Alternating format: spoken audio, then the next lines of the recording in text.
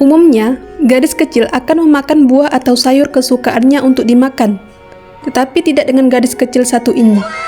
Lihatlah, apa yang dia coba dan apa yang dia makan. Kamu tahu ini apa? Benar, ini bullfrog, atau disebut dengan katak lembu.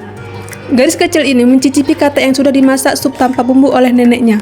Gadis kecil ini tidak berhenti makan, tapi yang harus kamu ketahui, bayi kecil ini diawasi ibunya agar tidak memakan tulang yang terdapat pada hewan itu.